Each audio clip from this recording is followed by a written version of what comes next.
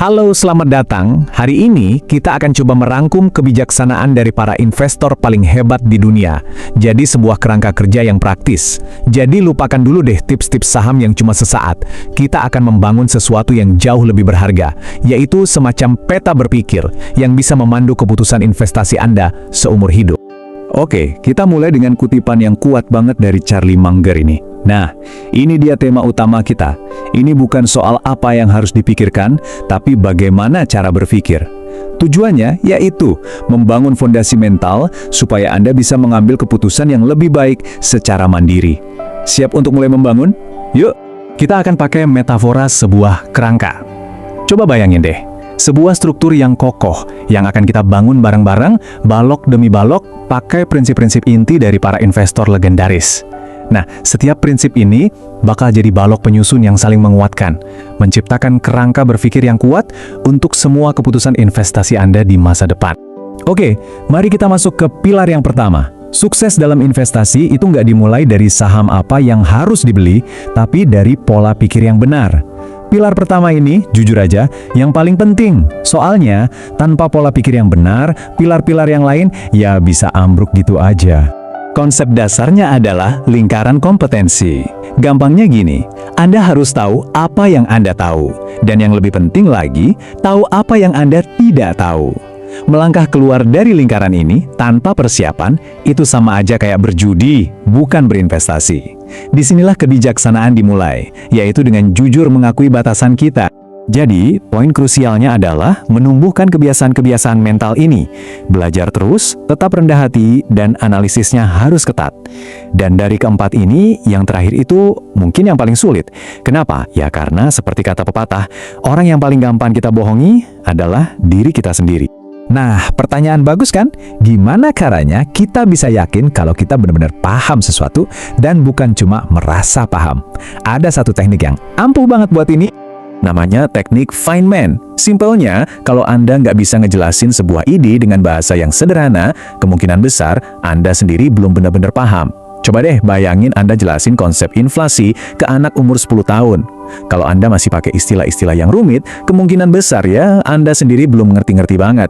Proses ini memaksa kita untuk jujur sama diri sendiri. Oke, kita lanjut ya ke pilar kedua. Setelah punya pola pikir yang benar, gimana caranya kita mengidentifikasi perusahaan yang layak buat diinvestasikan. Nah, ini tentang melihat kualitas-kualitas nyata yang dicari oleh para master kayak Warren Buffett. Buffett itu selalu bikin semuanya tetap simple. Dia fokus ke bisnis yang bisa dia pahami, yang udah terbukti dari waktu ke waktu, dan punya masa depan yang cerah. Ini bukan hal yang ribet-ribet amat kok. Ini soal kembali ke dasar. Pakai akal sehat dan fokus ke apa yang benar-benar penting dalam jangka panjang. Kunci dari prospek jangka panjang yang baik itu adalah sesuatu yang disebut parit ekonomi atau economic moat. Persis kayak parit yang lindungin kastil dari penyerbu, parit ekonomi ini ngelindungin keuntungan perusahaan dari para pesaingnya. Makin lebar paritnya, ya makin aman bisnisnya. Terus, dari mana datangnya parit ini? Coba kita lihat beberapa contoh nyata ya. Skala ekonomi bikin Walmart bisa nawarin harga murah. Efek jaringan bikin Visa makin berharga seiring makin banyaknya pengguna. Kekayaan intelektualnya Disney, wah nggak bisa ditiru. Dan biaya buat pindah dari Microsoft itu repot banget buat banyak perusahaan. Oke, pilar ketiga. Anda udah nemuin bisnis yang hebat. Tugas selesai? Tunggu dulu. Bisnis yang hebat itu belum tentu jadi investasi yang hebat. Semuanya tergantung sama harga yang Anda bayar. Nah, ini nih perbedaan krusial yang harus dipahami setiap investor. Harga itu, apa kata pasar soal saham hari ini? Bisa emosional, bisa nggak stabil. Kalau nilai, itu apa yang sebenarnya dimiliki oleh bisnis itu. Gini deh analoginya, harga itu stiker di jendela mobil, sementara nilai itu kondisi mesin di dalamnya.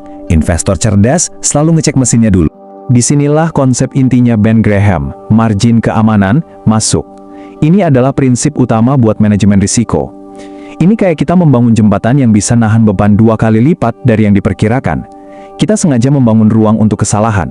Tapi, kalau konsep margin keamanan ini kelihatannya simple, kenapa ya kita sering gagal menerapkannya? Jawabannya ada di dalam pikiran kita sendiri. Daniel Kahneman menjelaskannya dengan 2 sistem berpikir ini. Sistem satu kita, yang cepat dan emosional, sering banget ngambil alih, bikin kita jadi gampang kena jebakan psikologis. Investor yang disiplin itu belajar untuk mengaktifkan sistem 2 mereka, yang lebih lambat dan analitis. Dan inilah beberapa jebakan yang disebabkan oleh sistem 1. Kita lebih takut rugi daripada senang untung. Makanya kita sering nahan saham yang rugi, berharap harganya balik lagi.